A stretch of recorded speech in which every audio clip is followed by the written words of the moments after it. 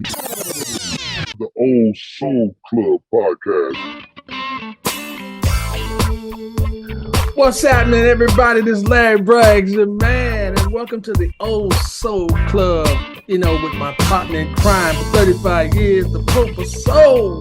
What's up, Brother Pope? Carpe the doggone diem there, Brother Braggs. Carpe the doggone diem there, Brother Braggs. Good to see you, man. Seize the doggone day, man.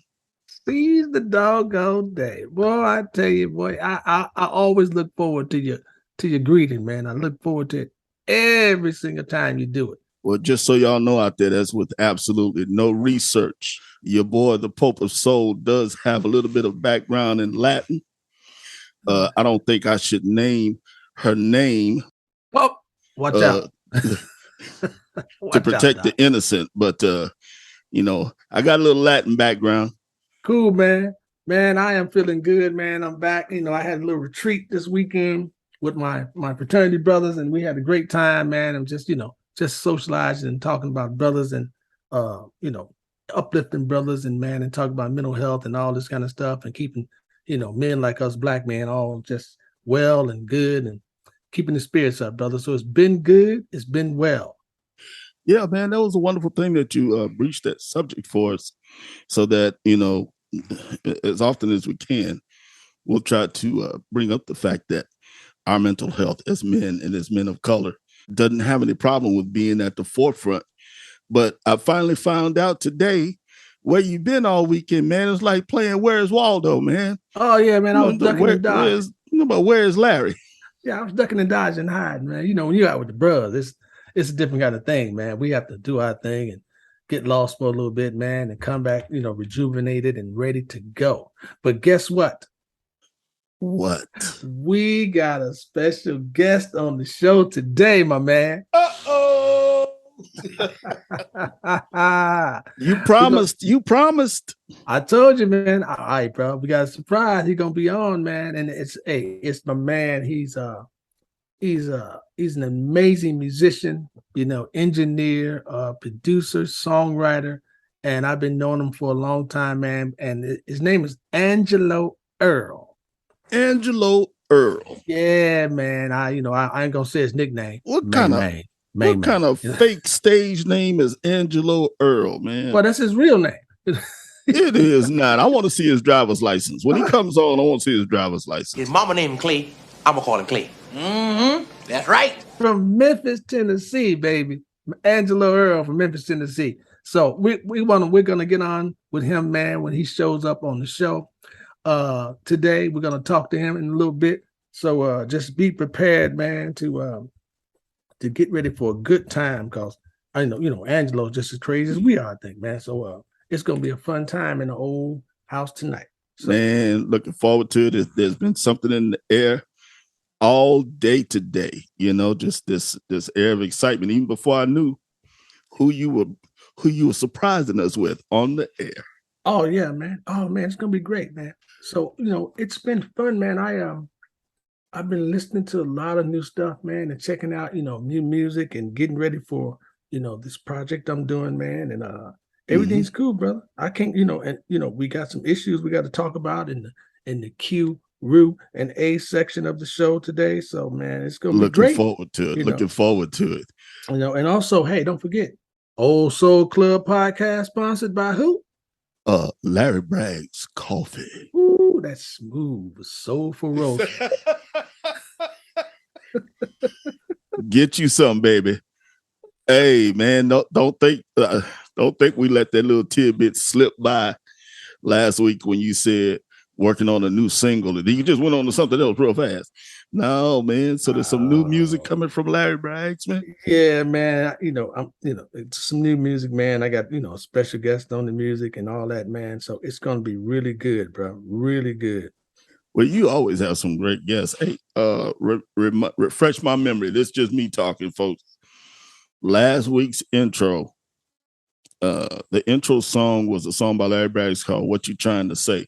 One of my personal favorites. But there's a killer saxophone solo on there. Now, is that the one that you said, the infamous that's more than famous. The infamous Eddie M was playing on. Yeah, man, that's my man Eddie M playing on that saxophone solo, man. On what you're trying to say, Eddie Oh, M, for man. real? That's Yeah, Eddie man. M. That's Eddie M, man. People probably remember Eddie M from Prince's band and from Sheila's band, and you know. As Sheila E would call him, Eddie M. Yeah. Eddie M.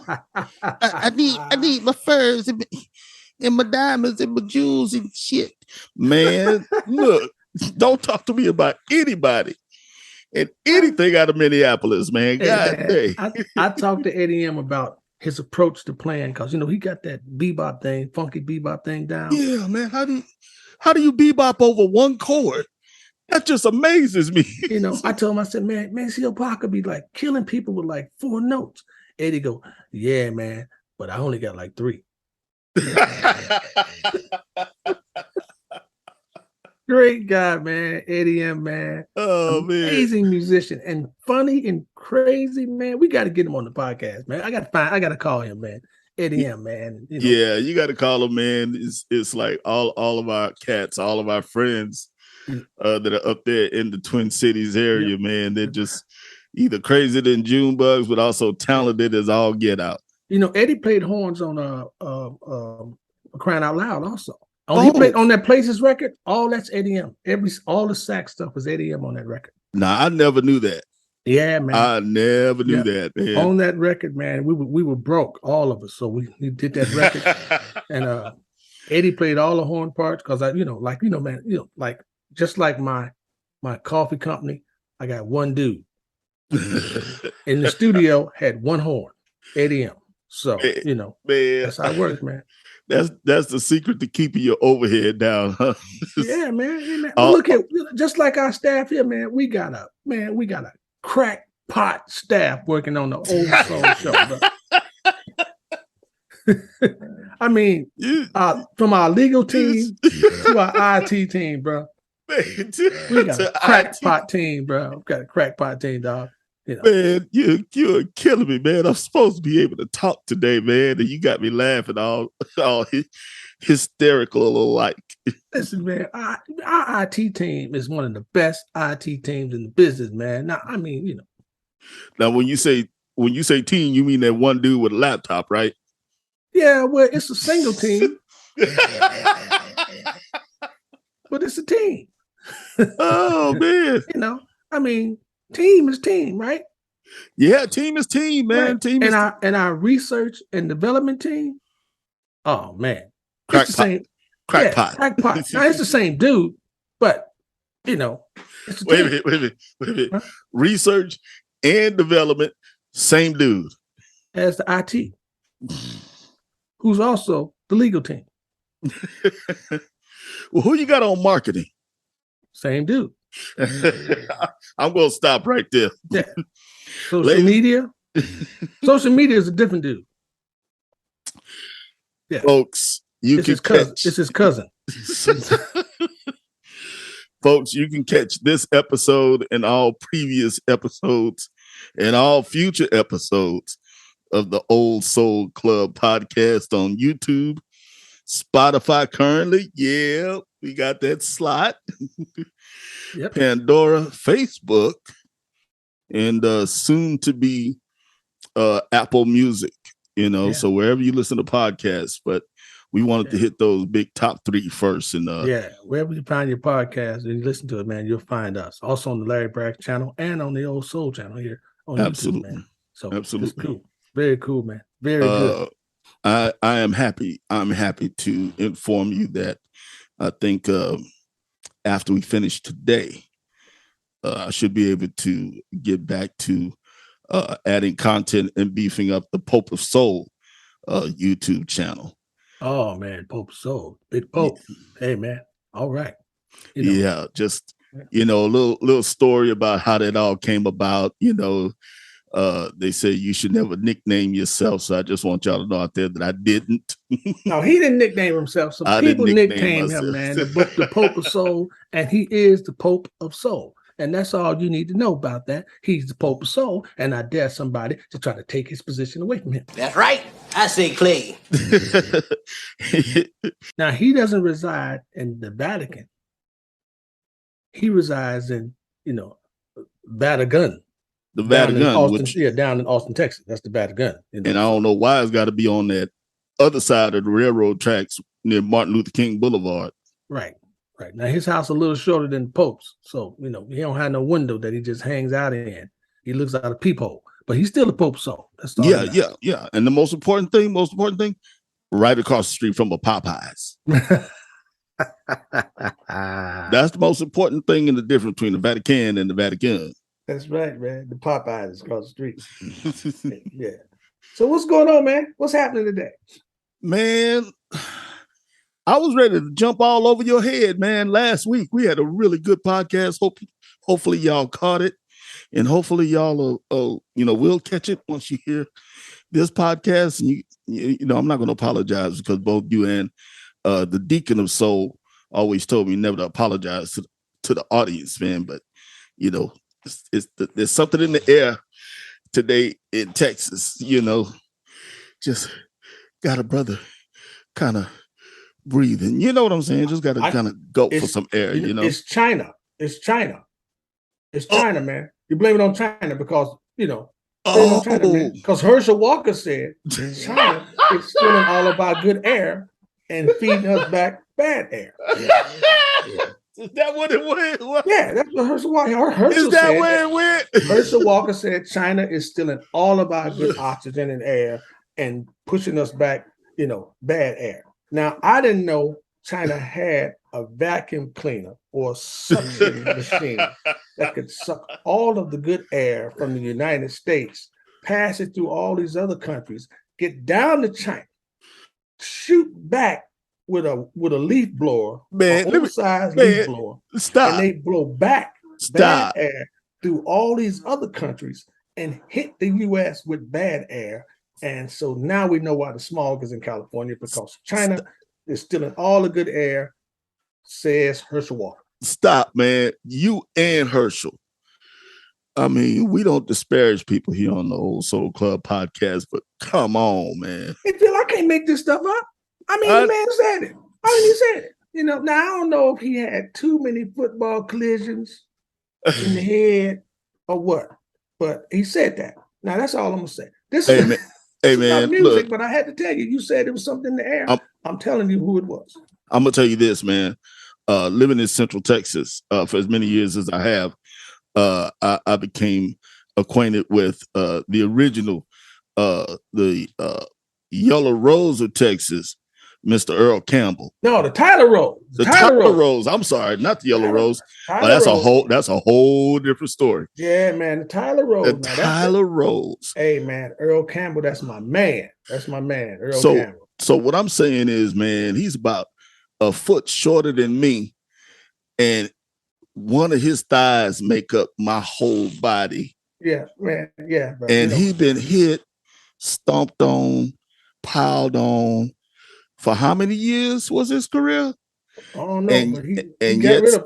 Yet still, every time he showed up at a gig, he'd walk in with his twin brothers, Steve, and his other brother, Steve. I can't ever remember his name, so I just call them both Steve. And he said, "What's up, Phil?" So he remember his people. Now that doggone Herschel, he was doomed from the beginning. Doggone name there, Herschel. Earl Campbell's office was like right next door to where we played, right? When he got the Earl Campbell sausage. Oh, I didn't know that. When I used to eat like sausage and stuff like that, Earl's office was like, you didn't know, like it was like 3 doors down from where we played. No way. Earl used to always come over, LB, what's happening? And he would walk in, slow, because his body was starting to break down on him from all the hits that he took playing football. Yeah. But everybody was still scared of running into him because they feel that they would be in traction if they just walked into Earl Campbell, And Earl, he's the nicest guy, man. He used to hang out. A quick story, man. I got to tell you. My son, my middle son, was doing a assignment in grammar school. When he was in grammar school, like I think he was in like the 5th grade, and he had to do this assignment. And they all had to pick somebody to write an assignment about. Uh-huh. He happened to pick Earl Campbell. Right on. Now, remember when they had the big ice storm when they had the Super Bowl in Dallas or Houston, whenever it was, and then they had the ice storm. They couldn't have the Super Bowl because even though it was a big old ice storm, so they lost all the money. Yeah, well, man. Earl Campbell was there, and my son was writing this paper, and he came home and said, "Dad, I got to write this paper, on this guy named Earl Campbell." I said, "Oh, really?" I said, "Oh, really?" I said, "Well, would you like to meet him in person?" He goes, "What do you mean?" So I called Earl.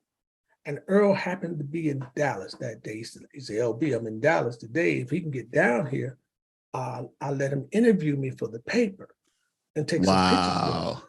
And so we got him down to where Earl was, and Earl gave my son an interview. Now he's a fifth grader. Earl Campbell gave my fifth grade son an interview about him and why they call him the Tyler Rose and all this kind of stuff, man. And my son did the report. He turned it in. The school liked it so much that they put his report in, the big boards they have, the big shadow box they have in the middle in the school. Yeah, in the hallway. In the hallway. They put his report with the picture of him and Earl Campbell in the shadow box, man. It was so cool, man.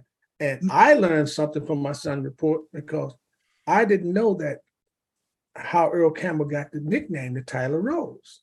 His friend in high school named him that. Oh, right. And now he is a folk hero in Texas officially. So it's like they have three of them. They have Davy Crockett, somebody else, and Earl Campbell, the Tyler Rose. That's true. Yeah, that'd be a really great story if the paper would have made more than a B+. He got an A, man. My son got an A. Of course he did. It was his only A, but he got no, he got an A, man. He got a great A. And my other son, right after that, I can't make this stuff up. It's so cool. My youngest son, who is he's a senior in high school now, right? He plays soccer and all this kind of stuff, but they were both playing baseball back then. They were pretty good, young baseball players. They was doing really well. So my son was playing baseball, and he went and saw the movie 42 with his mom about Jackie Robinson, right? Right. And so he picked the number 42, right, to start wearing. So in baseball, he was wearing number 42. It was cool. He was and he was quick, fast, and played. He played outfield and stuff like that. He pulled an assignment out of the hat at school, and the name that came out was Jackie Robinson. See, and so he was like, "Whoa!" And so he got to do an assignment on Jackie Robinson, which is pretty cool. Yeah, and the number, he wore the number always. He was wearing the number anyway. Yep. He just stopped wearing it lately because he plays soccer. You can't wear 42 in soccer. So he plays soccer now, man, and he's he's 6'1" now and all that. So he's doing great. Proud of him, man. He's on National Honor Society, and he's picking colleges now, trying to get to college. So I tried to call Professor Eddie Glad at Princeton to get my son a walkthrough at Princeton University, because I think my son, Brandon Braggs, would be a perfect fit at Princeton University with Professor Eddie Glad and play soccer for Princeton University. So, which school are we looking for? Princeton University. Look, I'm not surprised. Shout out to both of your sons. Yeah. And to your whole family being so athletic. And I know that back in the day when we played, you guys would always shoot off on the weekends during Saturday, during the day, play basketball and stuff. Now, did you happen to have that tradition when you were hanging out with our special guest who's been waiting in the wings for us? Ladies and gentlemen, are y'all ready for this? Because we sitting here and I want to get to this, but let me put this caveat out there, brother. I would love for my son to go to an HBCU school, but there is no soccer programs unless someone can find me one that I don't know about. So, he's looking at all kinds of schools, great schools, man. You look at schools in Florida, all over the place, but Princeton University with Professor Eddie Glad or Stanford University in California would be great, or Brown University. So, we're rooting for you, man. We're rooting for you. I'm rooting for him, man. Wherever he decides to go is going to be great. Ladies and gentlemen, tell you what, it's that time. Please welcome to the podcast a man, a legend in his own time and mind, and he's my friend, and he taught me so much in the music business, and I owe a lot to this brother for teaching us just how to be musicians, because he was always there and ahead. Please say hello to the one and only Mr. Angelo Earl. Yeah, what's up, man? Yo, what's up, man? How you doing? What's happening, brother? What's happening? I'm good, man. I'm good. Hey, man. Angelo Earl, if y'all don't know, Angelo Earl is a guitarist. He is a producer. He's a writer. He's Guitarist. He's an arranger. Guitarist. Yeah, That's like saying Superman was a reporter. Man. Okay, I'm sorry. He played Git Fiddle. He played Git Fiddle. He do some production things, starring in movies and television shows. Oh man, he's done it all, man. Let me tell you, hey man, this dude is the dude, man. If people don't know, it's always that dude. Everybody got a guy. Everybody's got a guy. Angelo is our guy, man. Angelo's our guy, man. From the time I was, LV back in the day. Yeah. Angelo is the originator of the band, The Business, but it was called Fingerprint. Yeah, he started the band in Memphis, Tennessee. And sorry about that. Yeah, man. Yeah. And I saw Angelo for the first time when I was in college. Now, it doesn't mean Angelo's old. He just that he was doing his thing. And I saw him at our University of Arkansas, Pine Bluff, in a concert. And I swear they played the music to the T. It was better. Someone was better than music that you hear on the radio from the original artist. I was like, oh, this band is ridiculous, man. Okay, yeah, you do owe me an apology. Do I call you Mr. Earl? No, man. Just call me Angelo. Angelo. Let's call me Angelo. Yeah, just go. You owe me. You owe me an apology. We're gonna circle back around to that in a second. But by the time I joined The Business, right, we had a residency, of course, as y'all heard before on the Old Soul Club podcast, brought to you by Larry Bragg's Coffee. Yeah, that's right. As y'all have heard, we played at an establishment called the Catfish Station on 6th Street. Oh yeah, yeah. You've been there. We played there, and this was unheard of. This is unprecedented today. This would be unheard of today. We played there like Thursday night, Friday night, Saturday night in a row. Yeah. And no, you're wrong. I'm wrong. We played there Monday, Tuesday, Wednesday, Thursday, Friday, Saturday, Sunday night. See, 7 days a week. Yeah, man. We played that. I think we played every day but Monday because they was closed. Wow. Yeah. And we didn't play Sunday because we Christians. Made $12 a piece. And American. But look, during the day, it was a full-time job. It was a full-time job, Angelo. During the day, this is LB. Yeah. Now, first of all, did not believe in sending. Well, first of all, this is when dinosaurs walked the earth. So, did not send out any practice tapes, CDs, MP3s, stone tablets with words on it. Uniform. Right. You show papyrus. Papyrus. Yeah, man. Back then, you show up at the club, and LB be like, "All right, this is a song we gonna learn." Okay, for next week. No, man. Tonight. Listen, we gonna play it tonight. We all day would be there rehearsing. All right, man, we got that song down. Can we get something to eat? No, man, now we got to put it in the set. Then we got to run the set. Then we got to run the set. Listen, man. Then we got to run the show. Then you get to eat. Listen, I was hanging out with Angelo and them on the road, man, and I watched him. I watched this guy put bands together, put shows together, put arrangements on the shows. Then I started learning how to put segues from those songs and the arrangements to the next song in the set. And so he had this down to a science, man. They would work it out. And then when they hit, you would have thought, they were better than most of the guys you saw on the road that was getting paid thousands and hundred thousands of dollars, man. That band Fingerprint was like the bomb. Yeah. And so he taught all of us how to do that, man. I mean, myself, Morris Hayes, who wound up playing in Prince, Yeah. Steve Joyner, who played percussions, and we had a drummer called Lino Reyes that played with us, man. That was Rick James. We had a Selton Cole Jr. who played for the Temptations now. Angelo taught all of us, man, how to put music together and how to make a show, because he said, hey, man, if you're going to play it, might as well play it the right way and try to play it better than the people who did it. Right, man. I always caught that, right? Yeah. So I'm gonna ask him a question, but I have to start my question with this. Those techniques or whatever it is that you do, how you do. Yeah.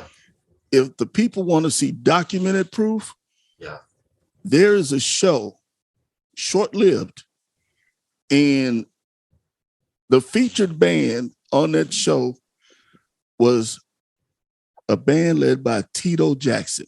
Did he say Tito? Mm-hmm. Yeah, mm-hmm. Tito Jackson. Yes, and when I heard this, I was like, man, come on. Like, yeah, man, Angelo playing with Tito Jackson, and that band is fire. Yeah. And I'm trying to tell you, man, I watched it and I went, woo. Yeah, man. Your discography, man, and your discography and bio, man, it's kind of like off the chart. Yeah. Hey, man, I don't even think about it, man. I don't think about it, man. But when I do think about it, I'm going, ooh, did I do that? I mean, good gracious, man, there's a lot of stuff in there, man. And I'm just grateful to God, man, that I had the strength. He gave me the strength to stick with it. Because, man, when I was young, man, my mama told me, okay, you're 18, either you're going to get a job in this house or you're going to have to go. And she stuck my clothes out on the porch. She really did that. She really did that. She said, you decide. Is it going to be music or you going to stay in this house? I said, well, I'm sorry, Mom, but it's going to be music. So I took off walking. Oh, wow. Walking. Wow. And I had to sleep outside, man, for about a month. Outdoors. Really? Yes. Me and this guy named Artie Smith, who was a living witness to that because he was doing it with me because his mama did him the same way. Wow. I'm telling y'all, man, this ain't been no piece of cake. This ain't been easy, dude. This was begging for donuts just to eat breakfast. Wow. You know wow. So I don't care what nobody say. I paid and still paying dues. Hey, man, of course. Yeah, bro. Of course. Yeah. That brings us to our first question. Mm-hmm. So you had decided pretty early on, this is it. This is what I want to do. Yeah. Plain and simple. Never look back. Never change your mind. No. I put it in my yearbook. It's in my yearbook. Professional entertainer. So what we're trying to do, we're trying to share with anyone who's trying to do it today, whether they be a young student afraid to get out there and wondering if there's still a career to be had in music, whether it's someone who hasn't been doing it as long as we've been doing it and wondering whether or not it's worth continuing on. And, I'm hoping that people hear the exuberance and the joy that are in our voices. We've broken down old men and we're still talking like kids, like, yeah, let's go do this. Let me tell you something what Herbie Hancock said, man. Herbie Hancock said, in order to stay in this business, you have to have childlike wonderment. That means you got to look at the music like you're a child and go, oh, wow, what's that? You got to always be inquisitive and always have passion. Right. But the passion cannot be ego-driven. It has to be just passion with true love for the music and respect. And that, to me, is what a lot of people fail to realize, that music is about respect. Respecting where it came from, respect where it is now, and then respect for what it could be. And what it could be is what you got to put there, because everybody else didn't put theirs there. So you got to put something there that ain't been there before. Absolutely. That's how you're going to become an artist, when you start painting your own pictures and people decide whether they want to look at those pictures. But those pictures have got to mean something, and it has to touch the multitudes. It just can't touch your local cities. It has to touch the world. Ooh, absolutely. Ladies and gentlemen, we're talking to my man, the legendary guitar player, Mr. Angelo Earl. Hey, man, we having a great time here on the Old Soul Club podcast, and we're going to continue to talk with Angelo. So y'all stick around, give us a few minutes. We'll be right back. Hey everybody, welcome back to the Old Soul Podcast, man. We're here with my man, the incredible guitarist, just a producer, Mr. Angelo Earl. Hey man, look here, Angelo. We got some questions for you, man, because you've played with some people Angelo is the current guitar player for the Bar-Kays, first of all. And the Bar-Kays, legendary funk band, man. Larry Dobson and all those cats, man. Oh, man. Legendary. Uncle Larry, I should call him. You know my name, Larry. He told me to call him Uncle Larry. So that's cool. And Angelo. The Holy Ghost. Watch out, Doc. My bad. It is Sunday, and I am the Pope of Soul. That's right. Just throwing that out there. And your experiences with Bar-Kays, man, and you also played with the Funk Brothers, man. Yes. Motown Funk Brothers. I gotta love with you, man. That was like the highlight of my career, to be on stage with those legends. I mean, Papa Joe Hunter, the original. I mean, dude, George Roundtree, who's a MD for Fort Tops. Yeah, man. Oh my God. Dude. Oh my God. Man. Oh my God. Ralph Armstrong, who played with the Mahavishnu Orchestra, was the bass player. Sir. My first night with them was in New York City, man, at the BB King Club, man, in Manhattan. Yeah, man, right there in Manhattan. I walked in the room, and that cat was standing there with that upright bass, with that chart of music up there, and he was practicing, blowing, and I'm going, what in the hell am I doing? I just knew they were going to send my ass home and say, thank you, but you're not ready. Thank you and good night. Thank you and good night. And I was shaking in my bones. The boys actually never made it out the case. Yeah, man, that had to be like just amazing, man. Just standing up there and just dude, I was so honored, man. And it just so happens, man, my reading wasn't that good, but I could read some. Mm-hmm. And the other guitar player, man, who really, man, helped me so much, guided me through some of them changes, because it was a lot of, sometimes the musical director will write things and it's not what's on the record. Right. He stated before we even hit a note, he said, look, guys, my name is George Roundtree, and on these charts, I want my charts played as is, no improvisation. I said, okay, this is it for Angelo, and it was nice. I enjoyed meeting you guys. You. Man, but I played the songs just like the record, like the fingerprint, like we always do. We always say, if you're gonna play this shit, make sure it feels just like the record. Exactly. And I kept that gig for many years. Right, because of the preparation. Yeah. I was prepped. Like, he was the MD for the Temptations for a while too, man. Wow, I didn't know that, man. Yeah, man. He did arrangements and stuff for Temptations. Yeah, man. He was brilliant, man. Bless his soul. Oh, yeah. Yeah, man. Brilliant, man. Brilliant cat, man. Wow. And hey, Phil, who was that name that we looked up and Angelo played when we went, what? Oh, man, look. I'll give you a clue, Angelo. So you play with so many people. Yeah. Some love by night, some by day. It's not the Al Jarreau version now. No, not the Al Jarreau record, but that ties into one of my favorite TV shows, Moonlighting. Man, you did a record. You talking about what's her name? The female. I played on her record, man. Sybil Shepherd. Sybil Shepherd, man. Yes.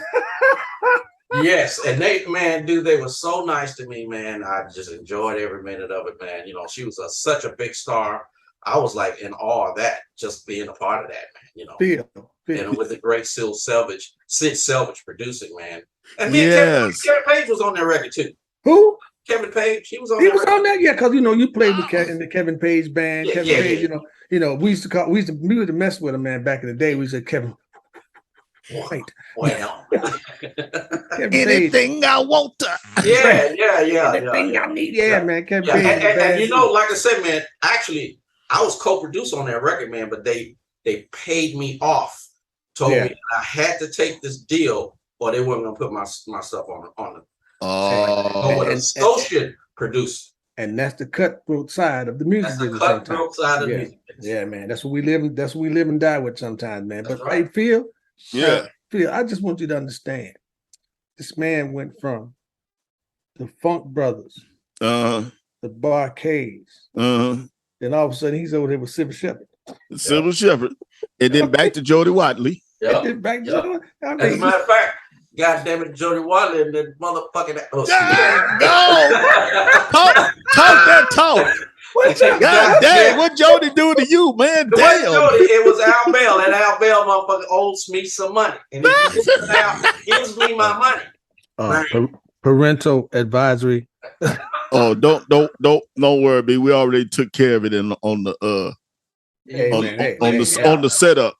Nah, man. Oh, man. Hey, man. Look at it, man. This is real live stuff. We don't mess around. Real live, man. We ain't censoring. We ain't censoring nobody up in here. We don't censor nobody on here. So look, they say, but he calls himself the Pope of Soul. Look, I ain't always been saved. God dang it. I still can't bring myself to cuss on a Sunday, but I'm just saying. Hey, Angelo, let me ask you, man. You've done so many great records, man. And you've done some stuff with. You had a great band that, man, I wish they had got off the ground with Day One. And it was a great band. Oh my God, that was with Donald Brown. Day One. No, that was with Hubert Crawford's son, Anthony, who is doing amazing work right now. Yeah, man. Yeah. I mean, dude, we had some heavy hitters in there.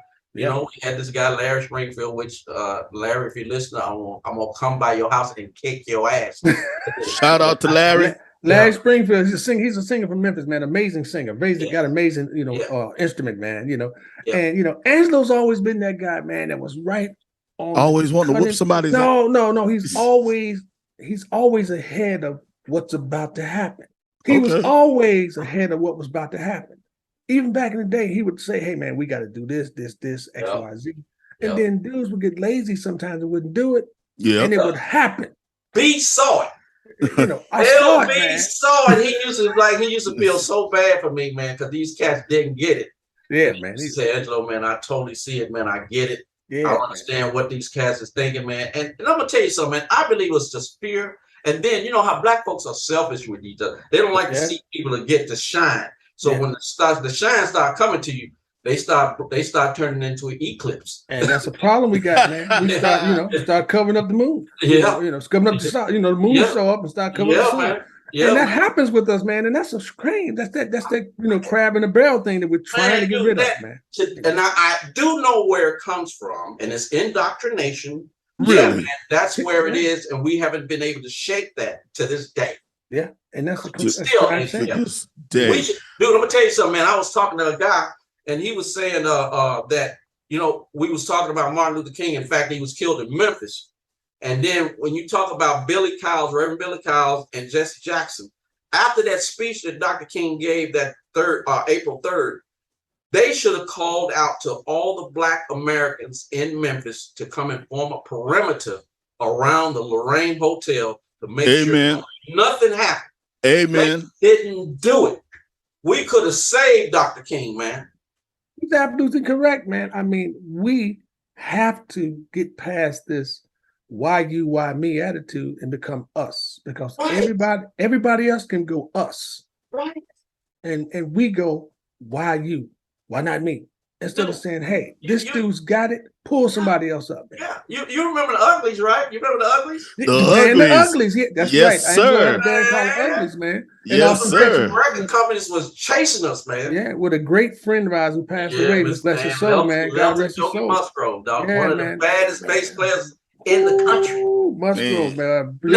Just a natural gifted guy, man. Yeah, man. Naturally gifted. Funky is a truckload of chickens going down the highway with a bull following. I'm telling you now, it's a truckload of cows that's in a hot 90-degree truck. I gotta ask you a question, Angelo. Was Brandon Temple in the Uglies? Yes, he was. He was in the Uglies. He was a founding member. Okay, I was just double checking. Look, it was Angelo, Brandon Temple, Yogi, and Malcolm Milligan. Malcolm Milligan, and then they had what's her name show? What was the girl? It was Amir Tatum. Amir Tatum, yeah, man. Yeah, Malcolm was in there. They were. Malcolm was the one that co-wrote the songs with me, and Malcolm was the lead singer first. Yeah. And then he started doing that thing with at the ARC room with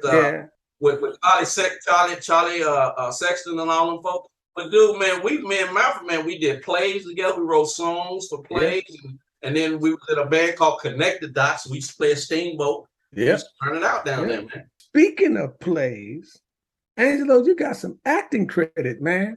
You know. Yeah. You did a series. It was a short series. I wish it stayed on because it was really good, man. Yeah. With Jimmy Smith. Yes. The woman's heartthrob. You know, yeah, Jimmy man. Smith. I was in the cast. My name was Charlie Logan. I was the musician, but my daughter was the chick that was Caitlin McGee's friend. She was a private investigator, and but that was my daughter in the show. Yeah, man. What was the name of that movie? Bluff City Law. I knew it had lost somewhere in the title. Yeah, Bluff City Law. As a matter of fact, they just sent me a check, so I'm pretty happy about that. Yeah, man. And you in another movie. Also. Oh yeah, I do. Well, I mean, you know,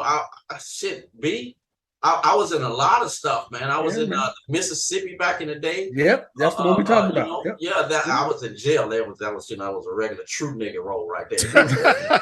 You know, I was in jail. They put me in jail in that, but that was a great experience right there, man. And then you know, I've done Little Giants, this music for the movie Little Giants. Yes. Oh, that's cool. Yeah, man. Yeah, I had a thing on PBS called Family Name that was working with one of the guys that worked with Dr. Dre. And this big time Rafa Sadina, the engineer who does all these big artists like Michael Jackson, he did everybody, man. And right. Him, man. You know, because you was out in LA when I was doing that. Man. Yeah, I was around. I was around. Baby, you've been around on everything that I fucking did because you was at the house with me. Right. I was at the house, bro. I was at the house. Yeah, sleeping on the floor. We was in the studio, you were sleeping on the floor, man. We get up, cook grits and eggs. Egg poultry, and Mona Lisa was the man, all that stuff. The accommodations have got a little bit better. Yeah. It's just a better floor. Oh, it's a better floor. I said accommodation. Better floor. Yeah.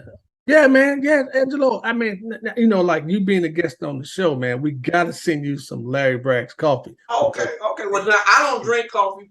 Yeah. You know, I don't drink coffee, but I do know a lot of people that do. My sister drink coffee. Oh, well, we see the coffee, man. You got to grind them up. Yeah. And then you got to roast them. I mean, not roast them, but you grind them up. Now he going to tell you how to cook the coffee. Right, man. Right. And then you put them in a French press, bro. Yeah. And then you have that French press coffee. There's nothing like a French press cup of coffee, man. The best way to drink coffee.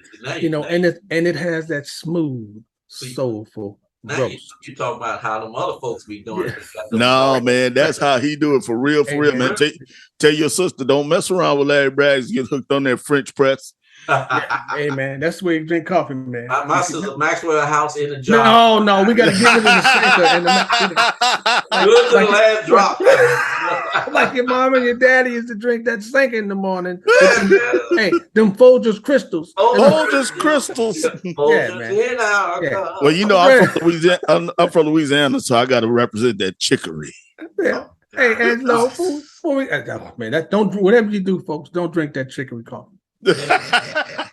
That chicory coffee will have you seeing ghosts, goblins. Hey, man, that's why there's so many cemeteries in Louisiana. That's right, man. Hey, Angelo, man. They drink that coffee. Man, before we get you out of here, man, let me ask you a couple questions. This is what are you working on right now? Yeah, musically. Actually, man, I'm working on a Christmas record for this group that was on Stax back in the day called the Mad Lads. Oh, yeah, okay. Yeah, you know, I want a girl. Yeah, man. Or shop around. Right. Right. And for folks that don't know, man, Stax Records is from Memphis, Tennessee. From Memphis, Tennessee. So that's Stax. These are legends, man.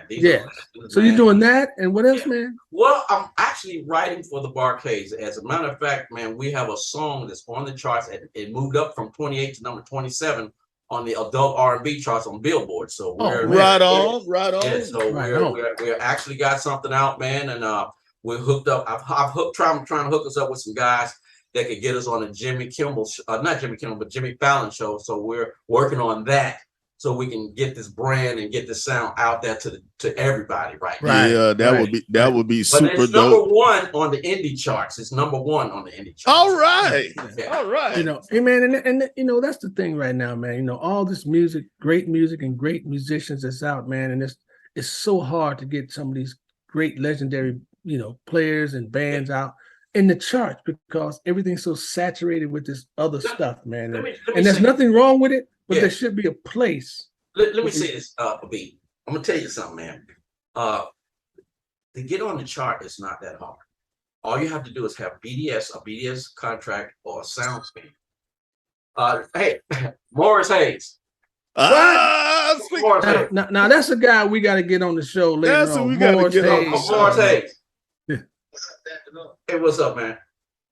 Ladies and gentlemen, this is like an added little plus. On the podcast with LB Braggs and Mr. Phil Redmond. What's up, Mr. Hayes? There's serious shout outs all day long. Now that is a plus. We on the phone with Angelo Earl, and then the legendary Morris Hayes from Prince Band calls. That's right. Oh man, that's awesome. Tell Morris Hayes that he's going to be on the line today. Matter of fact, tell him he's going to be our guest next week. So be prepared.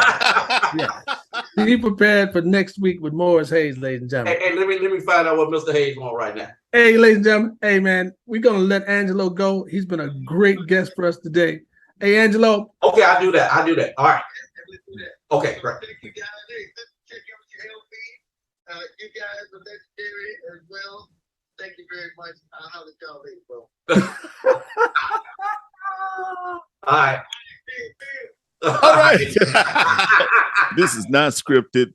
This was not practiced. But LB was telling the folks. LB was explaining last week, I should say, that the camaraderie and the community that we built, between Memphis and Austin, and then that good 10-year run that we had between the business, fingerprints, trick track, all of that stuff.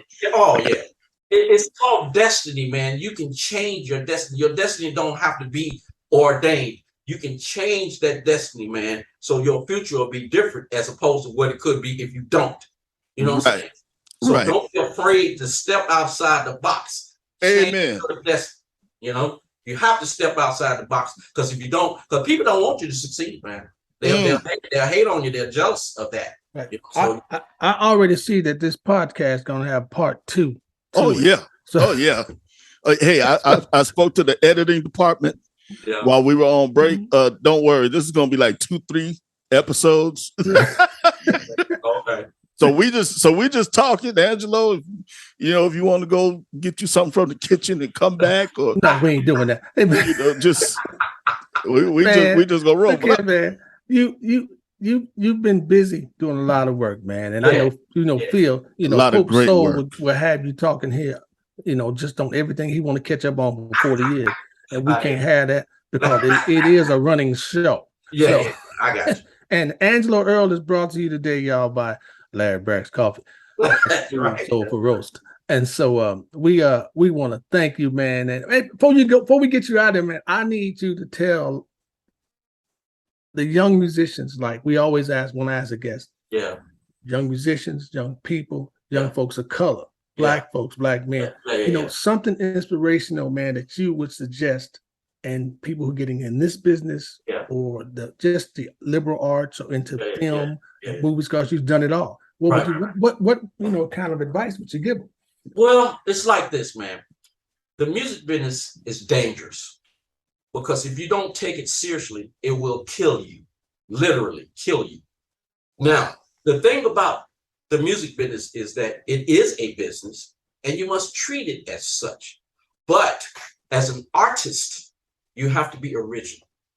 Without originality, you have nothing. Now, you can be mediocre with cover songs or whatever, but originality is what's going to make you go to the Hall of Fame. Without the originality, you will not see no parts of the Hall of Fame. You know what I'm saying? So if you're going to be in this, understand where you are and understand where you're trying to go and understand that it's real. Do not take anything for granted, period. And make sure that you stay like a child with the wonderment, like Herbie Hancock said, always be wonderment. Keep that wonderment there, bright-eyed, bushy tail, and go, wow. Okay, so here's something here, here's something there. I want to touch it all. You're not going to be able to touch it all, but that's the beauty of it, is that you always got somewhere to go. There's no such thing as perfection, but it's always a such thing as trying to get there. And that should be the fun, is trying to get to perfection, but never reaching it, because that means that you'll always have something to do.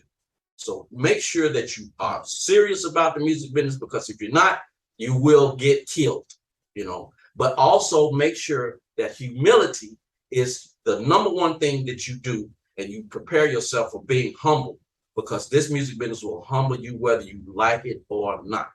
And so do not let your ego tell you to do things that you will regret later. Ladies and gentlemen, that is spoken some wisdom from the one and only, my friend, my brother, and just an amazing human being and a great all-around guy. Memphis, Tennessee's own, but the world loves him.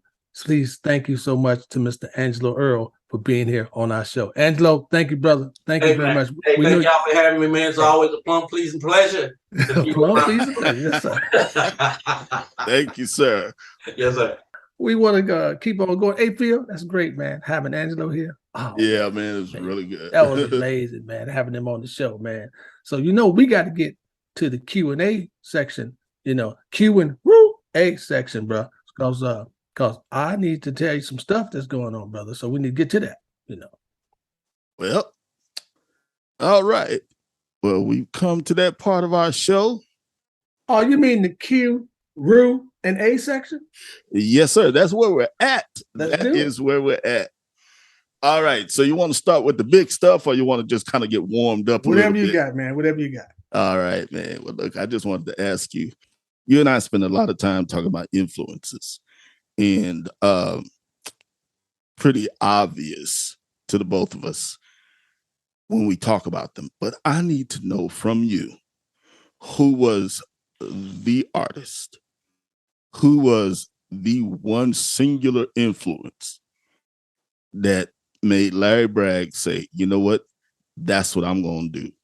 That's what I'm going to do for the rest of my life.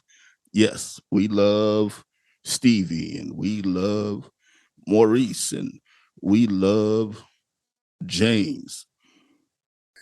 Who was it? My biggest was, people won't believe it, man. It was Sir Tom Jones. And what was it about Sir Tom Jones? It was everything about Sam Jones, man. It was just, his swagger. I used to run in the house and watch the Tom Jones show. Every time it came on, if I was outside playing with my friends and my mother said, "Hey, Tom Jones on," I'm gone. That was a good show. I was a little boy, man, but I loved the Tom Jones show. He was 21 years old when he had that show. Really? Tom Jones had that show at 21. He was about 21 years old, somewhere around there, and he had that television show, man.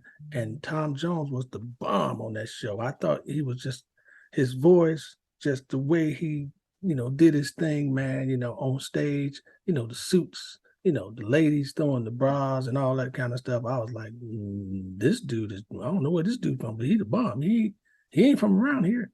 So, so I love Tom Jones. And a little bit tidbit about that is his manager, Tom Jones, got a big contract, right? When he was on that show. Right. His manager took almost all of his money. I think it might have been like $5 million he got, something like that back in the day. That was a lot of money. Took most of his money and invested his money in different companies. And you know what I found out? One of the companies that he was invested in, and this is what I heard. I guess I got to go to my research department to guarantee this is correct. But he invested in Burger King back in the day. Really? And he invested in other companies. And Tom Jones built his empire from those investments that he did back in the day. And he's still like a legend. And when I got a chance to meet him and sing with him on a record and hang out with him on tour, I was in heaven. Tom Jones, man, that was the guy. Tom Jones. That was a great show. I mean, I enjoyed it too. Yeah. You were the lead singer for two of the greatest funk and soul groups in the world. and then to break away to do your own thing. I understand that desire, but I think the last group that you were the lead singer of was the Temptations, the Mighty Mighty Temps. Correct. Man, that must have been kind of scary to take that leap of faith, or to say Geronimo from that gig. Can you talk about what precipitated your exit from that gig? Oh, wow. Okay. Let's just get this out in the open, man. Let's just talk about, let's get this out. See, because there's been a lot of rumors about why I left the Temptations or how I left the Temptations. First of all, just let me say, I loved singing in the Temptations. It was a great opportunity. It was legendary, man. I'll always be just amazed that I got a chance to sing in the greatest boy band ever. Ever. The original Temptations with Otis Williams. Yeah. Terry Weeks on second tenor, Ron Tyson singing first tenor. Wow. And Willie Green singing bass. And I loved singing with Terry Weeks. We just had a blast, loved singing with them, matching voices and things like that. Yeah. Now, people have said and told me that they said that I left the Temptations, or the Temptations got rid of me because I didn't show up for some shows. That is a lie. Anybody that knows Larry Braggs knows that he has never not showed up for a show, never been even late for a show. Right. I'm on time, and I'm going to give you 200% on the show. So those stories of me just not showing up, that's a complete, utter lie, man. That's just a lie. And I don't appreciate that. And I haven't said anything about these things, man. I've been out of Temptations now for, 2-3 years, right? Right. I left the Temptations under a circumstance that, hey, when you start messing with my money, it's time for me to go. And that was the situation. I was asked to do a tour with Bob James, Marcus Miller, and David Sanborn. They were doing the Double Vision tour. Uh-huh. And so, as a good steward, I went to Otis. I said, Otis, I have this opportunity, man. These guys are legendary. They did this record 25 years ago, and they're going back on tour. Al Jarreau has passed away. And they asked me to do the Al Jarreau stuff with them on this tour. I said, Otis, you're Otis Williams. Your legend is already written, man. You're legendary. Your story's written, bro. Everybody knows who you are. Your legacy is there. There is no, Otis making his legacy. It's there. You're like the Temptations. Right. I'm still working on mine. We don't have anything doing this month, because I asked him in like February or January. The tour wasn't starting until August. He said, well, LB, I understand, man. Let's talk about it, make sure it works, blah, blah, blah. So we agreed later on, okay, cool. I'm going to do it. All right, great. Now, I go back to Pat Raines, who's the manager of that tour. Told Pat, I'm good, man. I talked to Otis, everything's good. Get down the road, and it's not any fault of mine or Otis per se at this point, but the manager of the Temptations books gigs right in the time where I'm gone with Marcus and these guys. Uh-huh. And the reason he said, I don't care what you got, if the Temptations get a show, I'm booking it. Wow. So now I got to make a decision. Do I do what I got to do? I go to Otis, man, what's going on? This is here. We made this agreement. So they decided, okay, we're going to get G.C. Cameron to sub for me. And you don't know G.C. Cameron. G.C. Cameron was a singer for the Spinners. It's a shame when they make a vow with you, man. That's G.C. Cameron singing that song. G.C. also used to be in the Temptations for a while. Uh-huh. So they were going to get G.C. Well, I went ahead, okay, they're going to get G.C. I'm going to do the thing I got to do. Right. So when I came back, there was a break in that tour, and I could come back and do what I did with the Temps and then finish up. I had like 2 more gigs left with Marcus now, but it was a break. So I came back to do the Temp stuff, and I get an email that's saying, hey, LB, we're going to dock you some money. Wow. For the gigs you missed. And I'm going, wait a minute. What do you mean for the gigs I missed?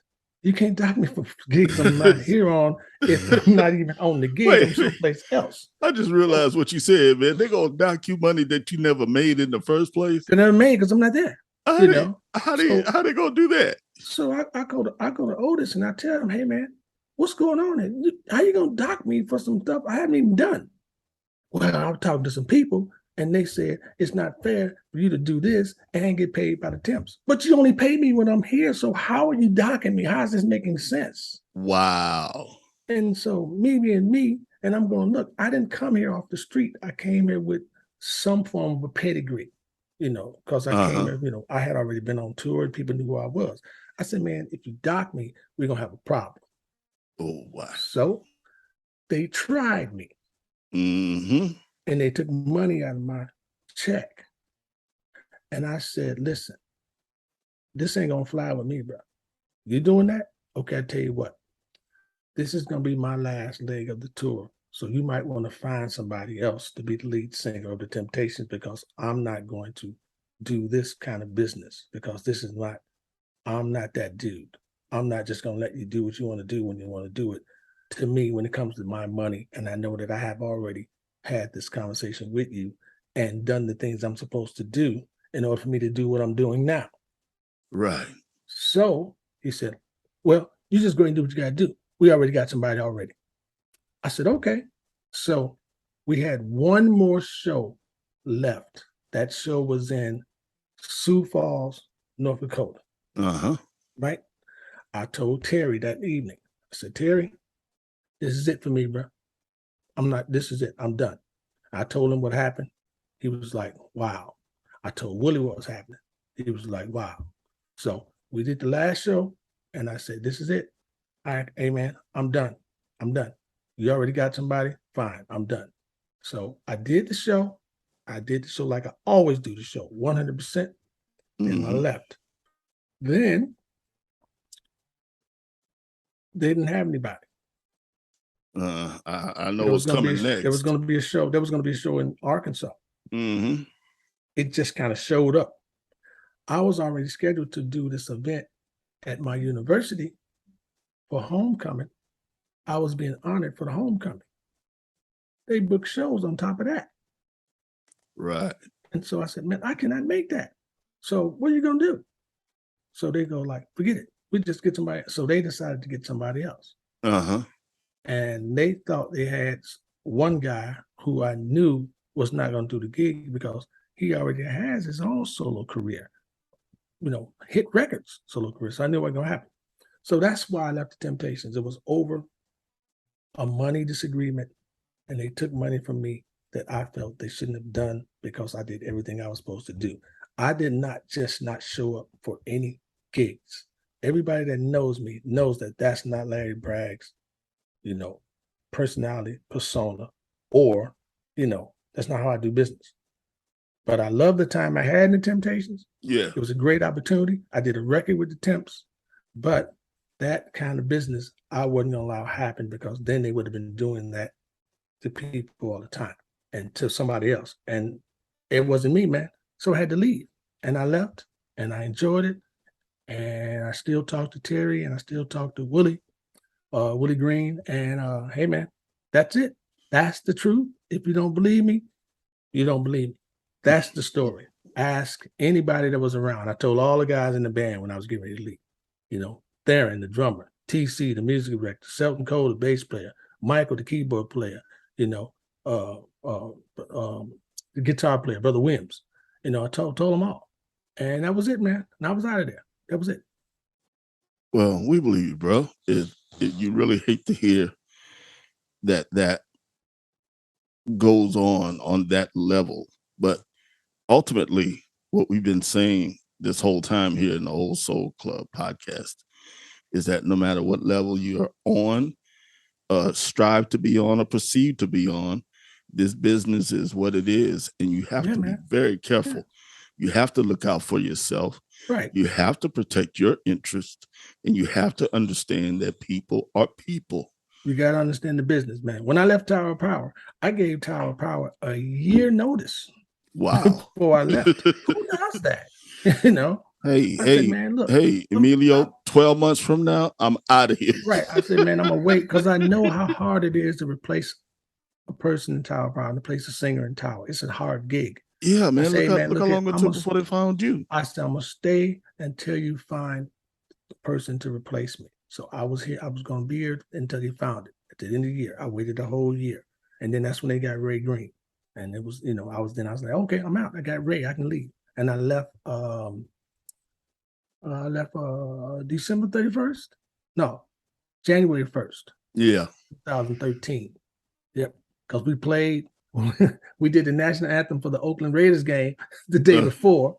And that was my last thing with the horns. And then I went down to LA and played a gig with Herman Matthews and a Tower Power cover band the next day.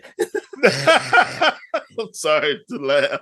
It was all ex-Tower players in the band. It was hilarious, man. Oh my God. Herman Matthews said, "Welcome to the club." Shout out to the great Herman Matthews. Druminator. Hey man, I know online there's footage of your last few gigs with Tower Power, man, and like just all heartfelt and emotional. And you know, I had a hard time kind of watching them. And I'm thinking to myself, man, you're gonna be on the phone with him the next day. You know? Right, there you go. We'll talk to him. He ain't going nowhere out of your life. It just right. Ain't like he's going to Peru or somewhere. And like that. Hey, Phil, what's up? The next day. That's some good stuff. That's some good stuff. Yeah. Oh man, having too much fun. It's been a heck of a show, hasn't it? Yeah, it has. But I'm on the for real though. This is probably, I don't know if this will be the first half or the second half, but yeah, man, this is gonna be a 2-part show, man. I mean, we had some fun with Angelo. Oh my God, Angelo, all the stuff he's done. Angelo started cussing like a sailor. Angelo had to get it out, bro. He had to get here. Yeah, man. It kind of did feel like he kind of had that one pent up for a minute, didn't he? Maybe we shouldn't send him some Larry Brash coffee. Well, you know, it's for his sister. You know, it's so his sister can keep up. He don't need to drink none of it. You know? Yeah. But what are the chances? What are the chances that we would be on the phone with a special guest, and then another special guest that we were planning on getting, Morris Hayes, calls him? I was just talking about Mr. Hayes earlier today, right? With a friend of mine that's in LA. Yeah. You know, and he said, man, the podcast is just off the chain, man. It was like, yeah, you're going to have special guest stuff. And Mr. Hayes called, man, that's like spitting off the Empire State Building into a shot glass. Right. On the sidewalk that's stuck to a piece of gum, lopsided. First of all, Angelo supposed to have his phone off, and he doesn't, and we get a great mistake. A great mistake. Yep. And it's Mr. Hayes from the NPG, the former MD for 18 years for Prince. Oh my God. His right-hand man. Yeah, man. Oh, we can't wait to talk to him, man. I'm having to call him, get him on the show. That's great. Hey, ladies and gentlemen. Hey, man, we have had a great time. Phil, did we miss anything? Is there anything we missed today, bro? Well, you know, in the beginning, we usually do like some shout outs, you know. We shouted out Herman Matthews, and there was someone earlier whose name I'll insert here. But we were going to just shout out some podcasts that people that we ourselves listen to. Oh yeah, man! I listen to the D.L. Hughley show. I love D.L. Hughley, man. He my fraternity brother, D.L. Hughley, man. I just love what he does. Rachel Maddows, I listen to, man, every Monday. I'm kind of upset with Rachel though. Oh, here we go. What Rachel do, man? I love Rachel. Yeah, I know you do. So what she do? Rachel takes you on. She takes you on a story ride when she's setting up either the guest or the primary story of the night. Rachel, she does all of that, right? So right. Rachel comes on at 9 and she starts out like it's a drama. And so she starts to tell the story, and she's doing the setup. So she has always had these cool backstories to the setup lead-in story, right? Right. Or the lead-in to the guest. But I'm upset with Rachel because Rachel has started doing these special off-show things that she's doing other things in her life, and now Rachel's not on except for Monday night. Oh, I see. Rachel has screwed up my whole life. So her side hustle started getting in the way.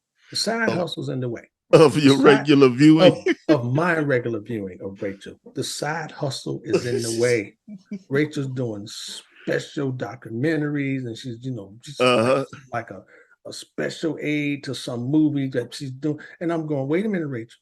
You have gone too far. See, I was okay with you when Susan got sick. That was okay. You had to go take care of Susan. But now, Rachel, you're doing these side hustles, and I need you on the TV show at 9 p.m. Eastern time every night on the Rachel Maddow show. Now the show on Tuesday, Wednesday, Thursday, Friday has turned into somebody else's show. I don't even recognize the people. I love the people coming on the show, but Rachel, I have to just like this Old Soul podcast come on every Tuesday. Now I'm joining for Monday night with Rachel Maddow on her show, but now let's do a podcast so I can keep up. I got to keep up with the podcast, Rachel's podcast, and then the great Michelle Obama podcast. I was listening to that, man. That was like a great. I was digging that. Man, I didn't even know she had her own podcast. Oh yeah, man, she's on there, man, beating up Barack and everything, man. It was crazy. Rachel better watch out, man. That's you go down that rabbit hole. They call that Geraldo Rivera. That's what happened to him, man. He started looking into people's Al Capone's vault and getting hit with chairs. And hey, man, he never found anything. No, you know what, man? What's sadder? The fact that he never found anything, or the fact that I'm sitting in front of my TV like this. I know y'all can't see us, but I'm like this. Right. Then he went crazy. And they going left and right, and all of these. They don't find nothing. Undetermined. And he got to the end, and Geraldo just did like this. Right. Might as well been one of them ghost shows where they always looking for the ghost, and the ghost don't show up on the show. This might be one of them shows, man. Where, the ghost hunters, they looking for ghosts, and they never see a ghost. Hey. They always say, Larry. I felt something. Well, you can say that because I'm looking at a show. Hey, Larry, man, guess what I was watching? On the tube the other night. I didn't even know. Now people are able to just comedians are able to just drop specials just whenever they feel like it, kind of like the Dave Chappelle syndrome. If you say Snoop Dogg, no, I'm going to turn off the podcast. No, we're going to come back to that in a second, but we got to get out of here. But man, I saw Alonzo Bowden. Alonzo Bowden just walked out and started talking to people. Yeah, man. Just telling him what's on his mind, man. So I know he got a podcast, don't he? Alonzo is one of my favorite podcasts because he's one of my best friends. Oh, yeah. And he is one of my favorite podcasts. Alonzo is hilarious, man. But his voice, he has that voice of God too thing. Well, it's just down there where you can't really, I can't get there. And he just sounds, people with that voice can sound intelligent and not be intelligent at all. It's just because of the voice. Some people have that voice, but they're not intelligent. They just have that voice. But Alonzo is a very intelligent guy, and he's a very well-informed comedian. I've told you that before, man, and his podcast is amazing. Yeah. So he hasn't had me on it, but that's not our friendship. We get together and talk trash about stuff, and that's our friendship, man. He ain't shit, I ain't shit, and that's why we good friends. And that's why y'all good friends. Right. No, man. You know how you just pull up Netflix online and you're not looking for anything particular, but they play that first trailer. Right. Whether you wanted to or not. Right. Today, this is what I saw, man. Hand to Scout's honor. Snoop Dogg, Jamie Foxx in some white dude's office. And my brother told me that's like a vampire movie, like a vampire killer movie. Okay. Now, Yeah. Let me tell you something. Yeah. I love Snoop. Yeah. Snoop, Snoop has took, hip hop, the rap, gangster rap to a whole nother level. He has made himself into like an icon, man. It was something about when he got with Martha Stewart, his career just took off, Yeah. Snoop Dogg. I mean, but he was, he was already Snoop before that, but then he became Uncle Snoop, And Uncle Snoop. Yeah. Snoop is doing all he can do, and that's great. But one thing I just got to tell Snoop he shouldn't do is comedy shows. I mean, you can host. Snoop should not be hosting the comedy show. Snoop should just be on the show. It's funny, man. And then they sit down and they smoke weed. I'm like, whoa. That's it. That's every show. Every show they sit down every show that Snoop Dogg is in, then they sit down and they smoke weed. The comedian comes on after Snoop and he does his show. Then he comes over and talks to Snoop and they smoke weed on the show talking. I'm like, only on Netflix could this happen, man. Snoop Dogg got a comedy show and he's smoking weed with the guest. That's crazy, man. Hey, man, that's Snoop. Snoop finds a way to get his thing out there, man. And it's amazing that he has turned himself into this icon, man. You cannot like Snoop, man, from the days of, Snoop Doggy Dogg with Dr. Dre to now, and Snoop will tell you right now, hey, look, if you want me on your record, it's going to be $250,000, for like 16 bars. Let's see. 250,000, 16 bars. And then if you want him in a cameo of the video, another $250,000. Another $250,000 in the video. I'm going, I don't even think you have a budget to have Snoop on your record, because that's $500,000 just for Snoop, but he deserves it. And if you do the song on an award show and you want him to join you on stage, $250,000, and he only coming out for 16 bars. 16 bars. That's so it. You better pick them bars accordingly. and then they sat down and smoked weed. Right. And and 16 bars don't really guarantee you a whole verse of words. No. It just guarantee you Snoop on the 16 bars, but it don't guarantee you a whole verse of words in that 16 bars. Man, we gonna stop right there, because I'll start saying something about crip walking, and next thing you know, that's what I said, man. That's what I said. I'm gonna stop myself. Yeah, stop yourself, because all I'm talking about is Snoop and the music business. I don't got nothing to do with that other stuff. We don't got nothing to do with that other stuff. Man, we love Snoop, bro. He has taken it to another level. I don't care what nobody says. Yeah, just continuing on with what we're saying as we try to come together, not only as creatives, as artists, as a community, as a people. If you don't have the capacity or don't have the opportunity to bring folks along with you, then just lead by example. Just show that this can be done. And as hopefully we're showing you in the Old Soul Club podcast that even though the traffic may be out there, maybe lots of airwaves and frequencies going on, you'll find us and we'll find you. And that's what we need to do as a people, is to find each other, hold each other's hand and say, hey, let's go walk through this together, because we've been apart. Let me just say that the right way, because we've been apart for too long, and it's time for things to change. I don't know what kind of sappy message that was, but I'll let you have it. Ladies and gentlemen, hey, we've had another great day on the Old Soul Club podcast, sponsored by Larry Brash Coffee, that smooth, soulful roaster. Hey, man, Phil, it's been a great time, man. Look, I got to go cry from that last message. Hey, man, I'm sorry, man. I'll try to talk to the editing department, man. Yeah, you need to talk to the editing department. Look, man, you need that coffee. You need to go on that coffee, bro. All right. I wouldn't hit me up too hard, man. I heard you trying to get that note out and it wouldn't come out. I know, man. You know we're gonna have to drop it in on you. We have been talking for a while, so hey man, y'all have a great day on this beautiful Tuesday. Y'all enjoy yourself. I hope you enjoyed the show. Hope you enjoyed our guest, Mr. Angelo Earl. Hey, Pope Soul, I'll get with you, man, next time. Bless y'all and have a wonderful week. Hey, brother, peace out on the Old Soul Club. Peace.